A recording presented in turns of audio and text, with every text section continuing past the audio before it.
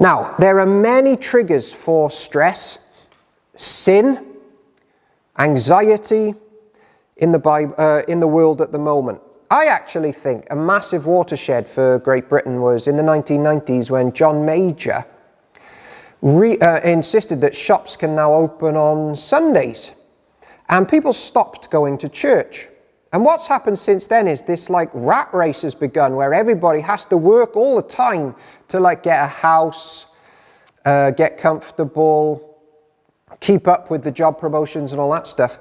And what's coming along with that is real a spiking in social anxiety or causes of stress, because people used to go to church and for one day a week they would just rest in the Lord and say, I tell you what, He can handle my future.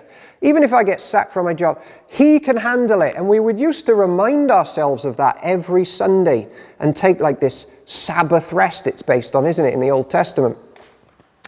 Well, that's gone down the Swanee, so now we're carrying all of life's burdens ourselves, and we can't.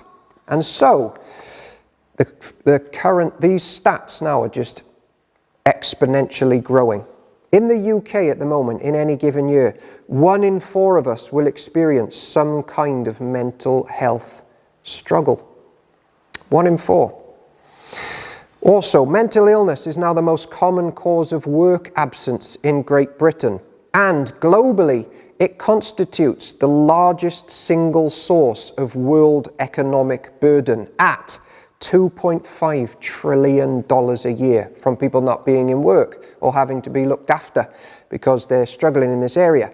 If you struggle with mental illness, or if you don't, this is still relevant to you because you now know someone that does. If you study the church in the Middle Ages, which is one of my favorite periods, people weren't struggling with existential crises and questions like who's going to handle my future or my week, because they were all going to church. Loads of them were trusting Jesus with those big things because He can carry it.